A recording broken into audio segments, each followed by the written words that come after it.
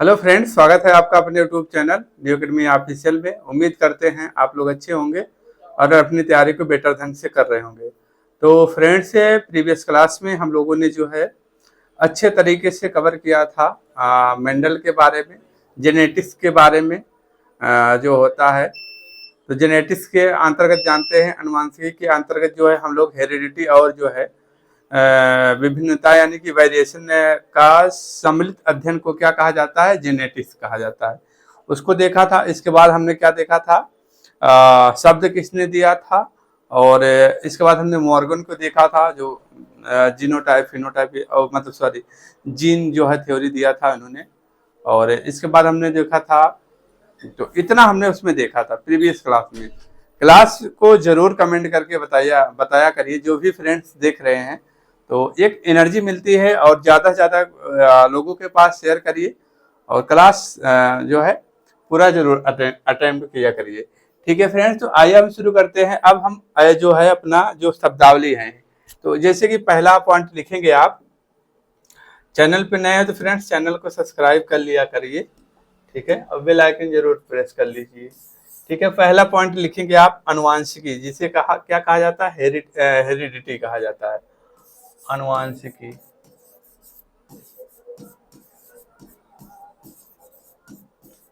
आनुवांशिकी। ठीक है, अनुवांशिकी, ठीक, यानी कि हेरिडिटी।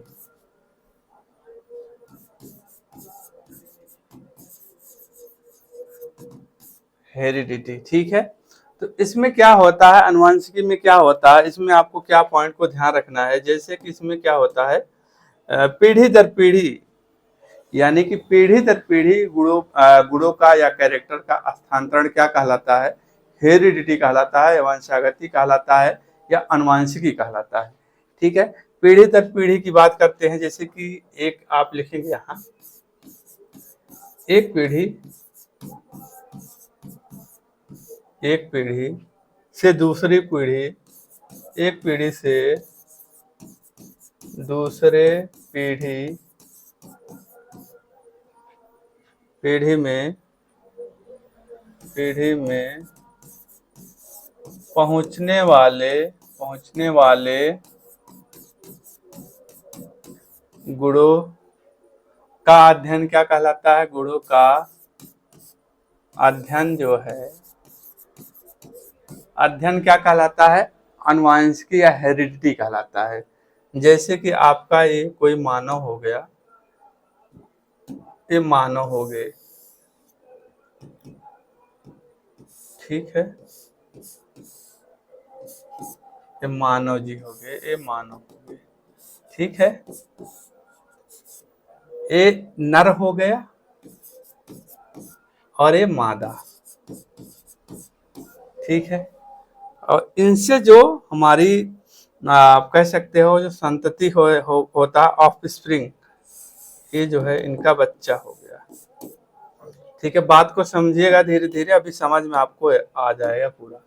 ठीक है, इनसे पैदा हुआ ना ये,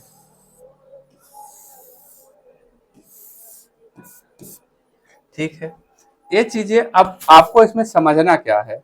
तो नर हो गया, नर में मतलब शुक्राणु हो जाएंगे,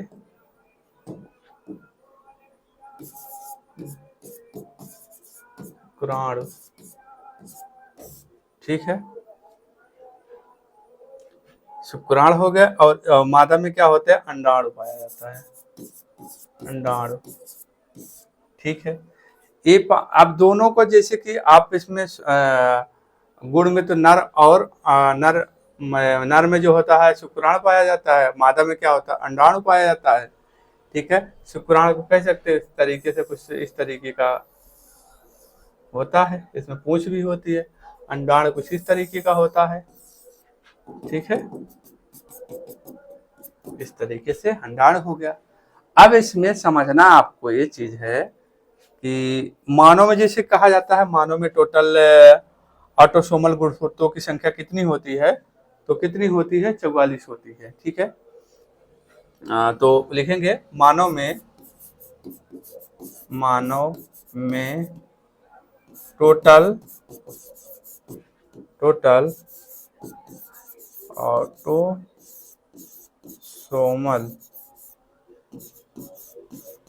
गुणसूत्र की संख्या कितनी होती है, संख्या जो होती कितनी होती है, 44 होती है।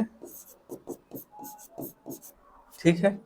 अब मानव में लिंग गुणसूत्रों की जब बात करेगा, मानव में लिंग गुणसूत्रों की संख्या की जब बात करेगा, कितने होते हैं, 2 होते हैं, या तो X या तो Y। ठीक है, ये होते हैं लिंग गुणसूत्रों की संख्या।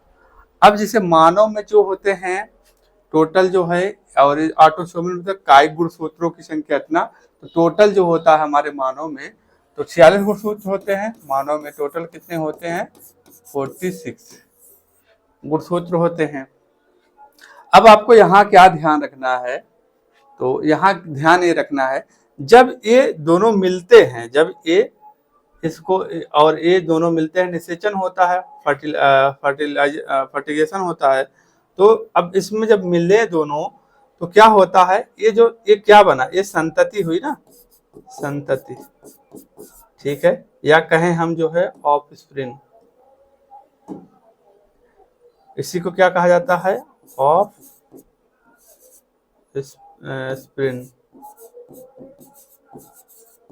ठीक है, तो क्या है, यही तो वेरिएशन होता है। आप हूबहू इनसे गुणसूत्र मिलता है और माता का गुणसूत्र मिल करके जो है इनके कैरेक्टर में जो भिन्नता देखने को मिलती है, इसी को क्या कहा जाता है, इसी को कहा जाता है वेरिएशन। समझ में आप लोगों को आ गया होगा, तो ये चीज आपको समझिएगा। हेरिडिटी उसे कहा जाता है, अनुवांशिकी उसे कहा जाता है, या वंशागति उसे कहा जाता है, पीढ़ी दर पीढ़ी गुणों का स्थानांतरण क्या कहलाता है, ट्रांसफर क्या कहलाता है, आपका हेरिडिटी कहलाता है। क्लियर हुआ इतना पॉइंट आप लोगों का। अब जो होता वेरिएशन दूसरा है, दूसरा आप लोगों को क्या देखना है, दूसरा देखना है वेरिएशन। वेरिएशन किसे कहते हैं, वेरिएशन जो होता है, वेरिएशन का कारण क्या क्या होते हैं, पहला कारण लिखेंगे। कारण की जब बात करेगा, पहला कारण भी लिखेंगे आप, जीन विनिमय, यानी कि क्रॉसिंग ओवर, क्रॉसिंग ओवर। ठीक है, जीन का दूसरा लिखेंगे, दूसरा कारण होता है वेरिएशन का, जीन का पुनर्स्थापना, ये हो गया। तीसरा लिखेंगे आप गुणसूत्रों का समायोजन, गुणसूत्रों का संयोजन। ये चीजें होता है वेरिएशन की। हमने बताया ना जीन, अब देखिए यहाँ से जो इनके गुणसूत्र हुए, इनके जीन हुआ, इनसे मिला जो संतति ऑफस्प्रिंग बना, तो कुछ ना कुछ इसमें चेंजिंग होगा ना, इसमें चेंज होता है। हम ही लोग जैसे ऑफस्प्रिंग हैं, तो मम्मी से कुछ मम्मी मैच करते हैं, कुछ पापा से मैच करते हैं, तो दोनों से जो मैच करते हैं, एकदम खूब बहुत मैच करते नहीं हो, कुछ ना कुछ वेरिएशन देखने को मिलता है। किसके कारण वेरिएशन देखने को मिलता है, क्रॉसिंग ओवर जो क्रॉसिंग होता है, इसके कारण जीन का पुनर्स्थापना हुआ, गुणसूत्रों का संयोजन हुआ। इसलिए जो है इसी को क्या कहा जाता है, हमारे जेनेटिक्स में इसी दोनों का अध्ययन जो होता है, सम्मिलित अध्ययन को क्या कहा जाता है, जेनेटिक्स कहा जाता है। ठीक है, ये पॉइंट आप लोगों को ध्यान रखना। अब हम बात करते हैं दूसरे पॉइंट के ऊपर बढ़ते हैं, जीन के बारे में देखते हैं। दूसरा टर्मिनोलॉजी जो है आपका, दूसरा जो है टर्मिनोलॉजी है, उसको जो है आप लोगों को ध्यान रखना है। ठीक है, उसमें दूसरा में लिखेंगे आपको जीन लिखना है। क्या लिखना है, दूसरा पॉइंट में लिखना है आपको जी।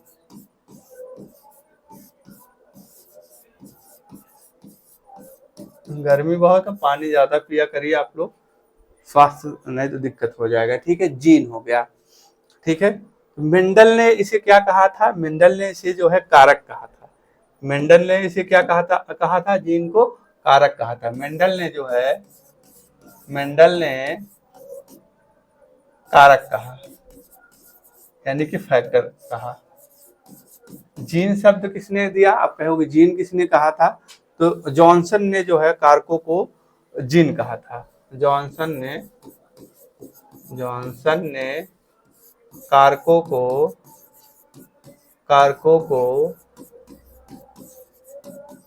जीन कहा।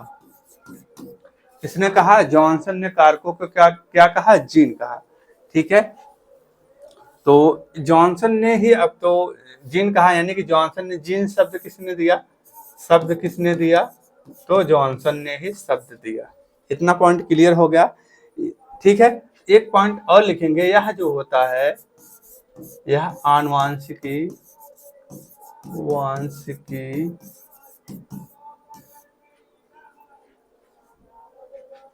का कारक है।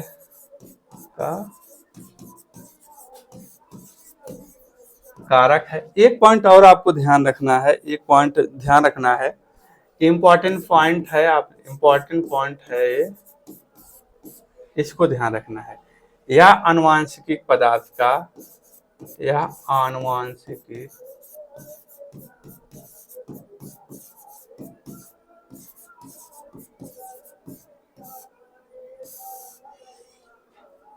पदार्थ की क्रियात्मक इकाई है।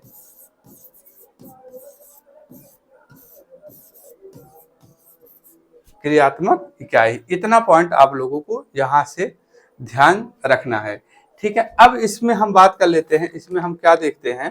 तो इसमें कारकता आप जानते हैं, वंशागति की इकाई जो किसी भी लक्षण को प्रकट करने के लिए जो है जो होता है उसकी वंशागति का जिम्मेदार होती है, उसे क्या कहा जाता है? जीन कहा जाता है। तो अब इसमें आप लोगों को ध्यान रखना है, जीन शब्द किसने दिया था? जॉनसन ने दिया था। अब आपको ध्यान क्या रखना है? इसमें जीन जो होता है दो टाइप के होते हैं, एक प्रभावी होता है, एक अप्रभावी होता है। जीन कैसे होते हैं? आप कह सकते हैं दो प्रकार के होते हैं। एक प्रभावी यानी कि जो होता है डोमिनेंट जीन, और दूसरा क्या होता है? अप्रभावी जीन होता है, रिसेसिव जीन होता है। डोमिनेंट जीन जो होता है उसको हम लोग कैपिटल लेटर से इंडिकेट करते हैं, और रिसेसिव जीन जो होता है, अप्रभावी जीन जो होता है, उसको हम स्मॉल लेटर से इंडिकेट करते हैं, जो होता है उसको डिनोट करते हैं।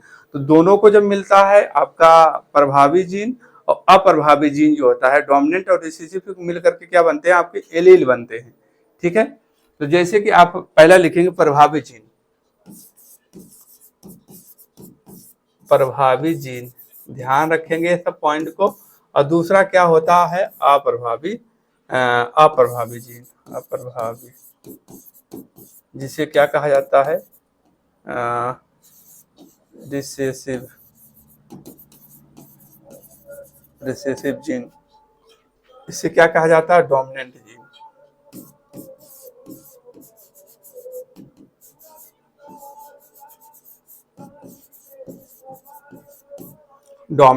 ठीक है, तो इसको कैसे, इसको कैपिटल लेटर में इंडिकेट करते हैं, इसको किससे डिनोट करते हैं? इसको कैपिटल से, यानी कह सकते हैं कैपिटल टी से। और इसको किससे डिनोट करते हैं? स्मॉल टी से। ठीक है, इस तरीके से आप इसको समझ सकते हैं। इसको प्रभावी जीन को किससे इंडिकेट करते हैं? कैपिटल टी से। अब दो टी लिख दें तो कोई दिक्कत नहीं है, मतलब कैपिटल से इसको इंडिकेट करते हैं, और इसको जो होता है स्मॉल से जो है डिनोट करते हैं। दोनों को जब जोड़ते हैं, दोनों के जुड़ने से इनके जोड़ों को क्या कहते हैं? जैसे कि आप यहाँ से हम कैपिटल टी ले लिए, यहाँ से स्मॉल टी ले लिए, तो इनके जोड़ों को क्या कहते हैं? इसी जोड़ों को क्या कहते हैं? एलील कहते हैं। ठीक है, एलील कहते हैं। अब एलील की बात करते हैं। एलील शब्द किसने दिया था? वाटसन ने शब्द दिया था। ठीक है, तो समान जीन में एकांतरण को क्या कहा जाता है? एलील कहा जाता है। ठीक है, ये चीज आप लोगों को ध्यान रखना है। इसके बाद इसी में क्या ध्यान रखना है? एलील जो होते हैं, जैसे कि आप कह सकते हैं एक समयुग्मी होते हैं और विषम युग्मी होते हैं, अर्धसूत्र युग्मी होते हैं। ठीक है, तो एलील में लिखेंगे आप यहाँ से और आगे लिखेंगे। ठीक है,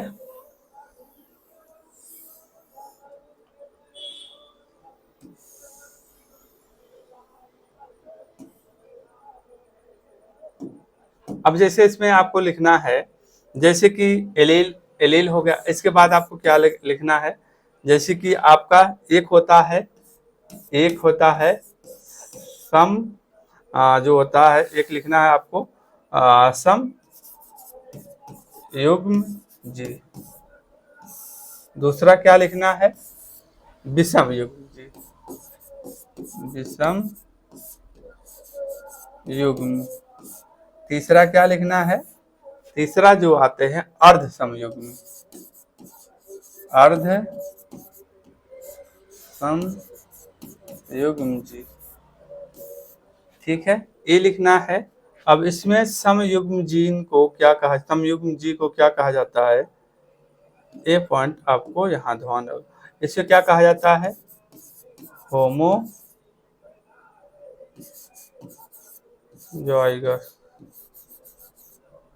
होमोजाइगस। इसे क्या कहा जाता है, हेटेरोजाइगस।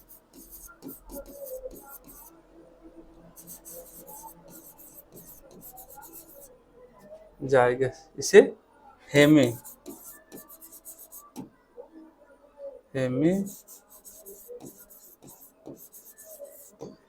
जाइगस। ठीक है, इस टर्म को आप लोगों को ध्यान रखना है, इंपॉर्टेंट टर्म है। ठीक है, समयुग्म जी किसे कहा जाता है, यानी कि सम के नाम से ही समझ रहे हैं, जिसमें समान लक्षण प्रदर्शित हो। इसको किसे कहा जाता है, जो होता है समान लक्षण के कारक, समान लक्षण के कारक, समान लक्षण के कारक वाले दो युग्मकों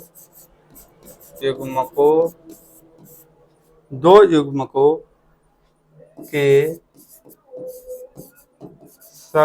संयुग्म से बना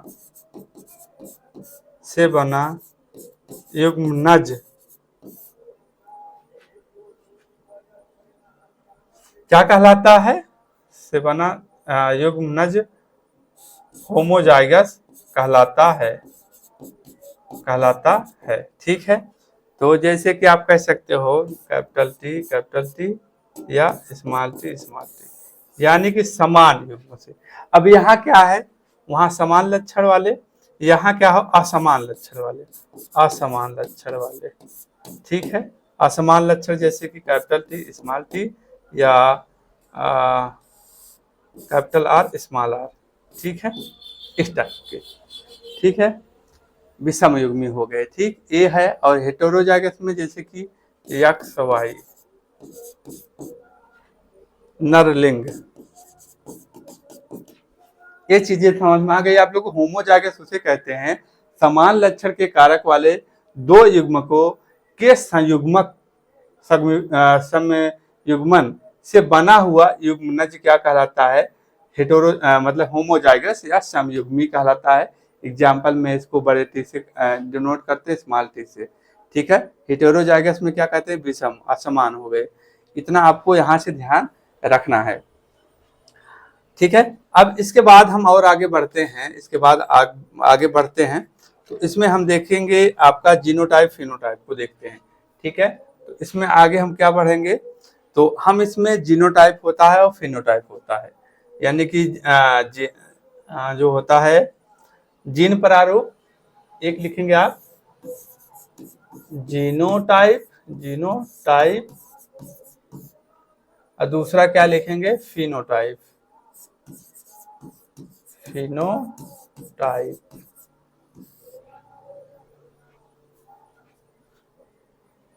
फिनोटाइप हो गया। ठीक है, जीनोटाइप फिनोटाइप। इसमें आपको क्या ध्यान रखना है, और ये दोनों जीनोटाइप हुआ, फिनोटाइप हुआ और जीन हुआ, शब्द किसने दिया था, शब्द की जब बात करेंगे, शब्द किसने दिया था, तो शब्द किसने दिया था, जॉनसन ने दिया था, जॉनसन ने दिया था। ठीक है, जॉनसन ने जीन शब्द भी दिया था 1909 में। ठीक है, ये हो गया आपका। अब परिभाषा क्या कहती है, परिभाषा को ध्यान रखना है। जीनोटाइप किसे कहा जाता है, तो किसी लक्षण प्रारूप, परिभाषा लिखेंगे, किसी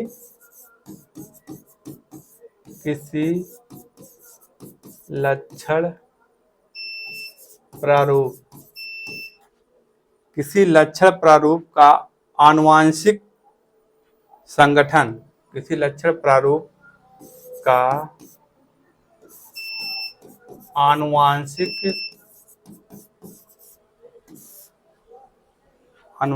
संगठन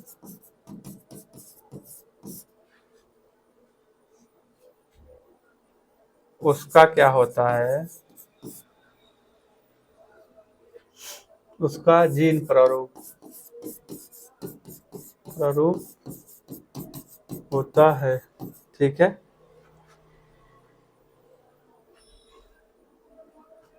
ये कह सकते हो आप, ये आंतरिक लक्षण को दर्शाता है, आंतरिक लक्षण को दर्शाता है, लक्षण को दर्शाता है, इसको दर्शाता है, आंतरिक लक्षण को दर्शाता है। दूसरा पॉइंट लिखेंगे, ये जो होता है, ये क्या होते हैं, एलील्स, एलील्स के विशेष जोड़े होते, के विशेष जोड़े होते, विशेष जोड़े होते हैं। समझ देखिए, जीनोटाइप फिनोटाइप, यानी कि जिसके, देखो फिनोटाइप आप समझ लीजिए, आप फिनोटाइप मतलब लक्षण प्रारूप, आप लक्षण प्रारूप जैसे हमको, आपको देखकर क्या लग रहा कि आपको देख रहा है कि लड़का है, इनकी हाइट कितनी है, इनकी लंबाई कितनी है, इनकी चौड़ाई कितनी है, इनका कलर कितना है, इनका बाल कैसा है, जो भी चीजें आप कह सकते हो, देख सकते हो, उसे क्या कहा जाता है, उसे जो होता है फिनोटाइप कहा जाता है, यानी कि लक्षण प्रारूप कहा जाता है। और जो अपना फिनोटाइप होता है, जिसको आप नहीं देख सकते हैं, जैसे कि अंदरूनी चीजें जो आंतरिक लक्षण होते हैं उसको नहीं देख सकते हो, उसे क्या कहा जाता है, उसे जो होता है जीन प्रारूप कहा जाता है। फिनोटाइप उसे कहा जाता है जिसको हम देख सकते हैं, रंग कैसा है, गोरा है, काला है, कैसा है, रंग हुआ, मोटाई हुआ, लंबाई हुआ, चौड़ाई हुआ, इत्यादि जितने भी चीजें देख सकते हैं, बाहरी चीजें, ठीक है, बाहरी चीजें आकारिकी जो होते हैं, स्वरूप को जो दिखाई देता है, उसे क्या कहता है, उसे फिनोटाइप कहा जाता है। ठीक है, तो जीनोटाइप आप कह सकते हो इस तरीके का रहेगा, जैसे कि बी हो गया, ए हो गया, तो यहाँ जो है आपको मान लीजिए ए है। ठीक है, ये दिखाई दे रहा है ना, ये आप समझ गए इंसान है, ये यहाँ चीज नहीं देख पाए। जीनोटाइप यानी कि जीन्स को आप नहीं देख सकते, जिसको नहीं देख सकते हो उसे एक जीनोटाइप, जिसको देख सकते हो उसे फिनोटाइप, यानी लक्षण प्रारूप। ठीक है, ये चीजें आप लोगों को यहाँ से इसको ध्यान रखना है। ठीक होगा, जीनोटाइप फिनोटाइप शब्द किसने दिया, जॉनसन ने दिया। ठीक है, और जीन शब्द किसने दिया, तो आप कहेंगे जो है जॉनसन ने दिया था। ठीक है, अब इसमें बात कर लेते हैं, जैसे कि युग्मकों को निकालने का एक सूत्र होता है, उसको भी देख लेते हैं। उसके पहले जो है हम जीनोटाइप फिनोटाइप उसको देख लेते हैं पहले।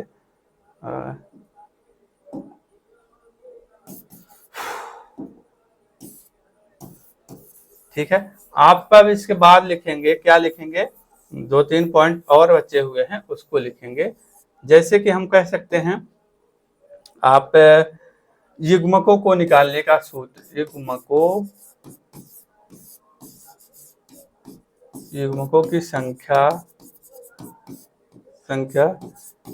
निकालने के लिए सूत्र क्या होता है, 2 पावर n होता है। जैसे कि n क्या होता है, विषम युग्म, n जो होता है विषम युग्म जी, विषम युग्म जी की संख्या होती है। ठीक है, और कैपिटल ए क्या होता है, समयुग्मी। अब समयुग्मी देख के ही पता चल रहा है, जैसे capital A, capital B, small B, capital C, small C, जो क्या होते हैं, विषम युग्म जी होते हैं। ठीक है, ये चीजें आपको निकालने के लिए आप निकाल सकते हैं। जैसे कि हम कहें ए में, कैपिटल ए में युग्मों की संख्या कितनी होगी, तो युग्मों की संख्या कितनी होती है, तो इस समान में कितना होता है, 1 होता है। ठीक है, विषम युग्मों की संख्या 0 है तो उसमें 1 हो जाएगा, ये होगा। अब एक और टर्मिनोलॉजी आती है, आपको जीनोम, जीनोम को देखना है, उसको आपको जीनोम के बारे में देखना है। जीनोम जो होता है गुणसूत्रों के जो होता है आणविक सेट को क्या कहा जाता है, आणविक सेट से जीनोम में कुल सेट को आनुवंशिक इकाई के रूप में जनन से संतति में पहुंचाने की क्रिया को क्या कहा जाता है, जीनोम कहा जाता है। ठीक है, लिखेंगे आप जीनोम।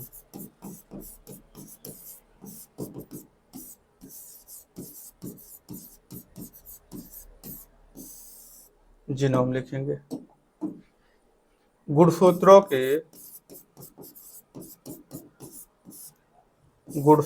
के आणविक या अगुणित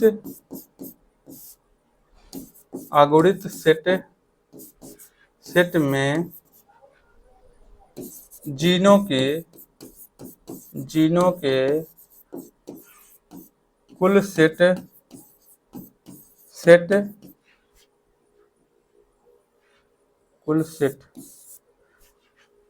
गुणसूत्रों के आणविक सेट में जीनों के कुल सेट जो आनुवंशिक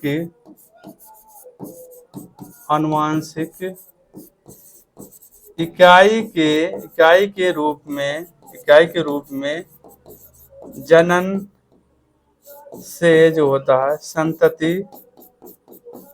संतति में पहुंचते हैं, उससे क्या कहा जाता है, उसे जीनोम कहा जाता है। जीनोम कहा जाता है।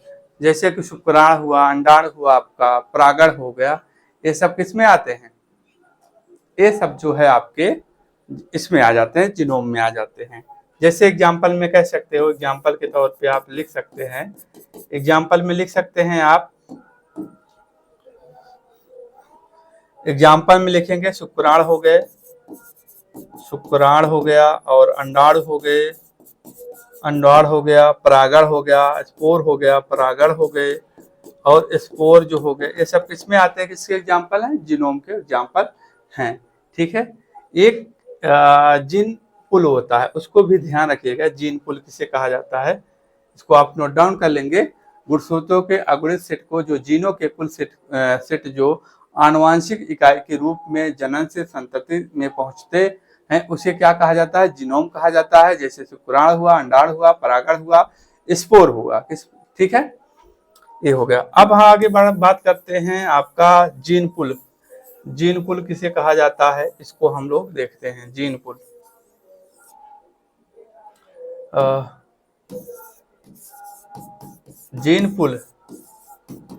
जीन पुल किसे कहा जाता है, एक समष्टि यानी कि पॉपुलेशन के सभी जीवों या सभी जीनोटाइप मिलकर जीन पुल बनाते हैं। सभी जो जीनोटाइप होते हैं, सभी जीन्स जो होते हैं मिलकर जो एक पुल बनाते हैं, उसे क्या कहा जाता है, जीन पुल कहा जाता है। ठीक है, ये चीजें आप लोगों को ध्यान रखना है। ठीक है, तो बस आज के टर्मिनोलॉजी की क्लास जो है लगभग समाप्त हो गई चुकी है। आपने क्या पढ़ा, आनुवंशिकी पढ़ा पहला। ठीक है, दूसरे नंबर पे क्या पढ़ा, वेरिएशन पढ़ा। इसके बाद जीन्स को आपने देखा।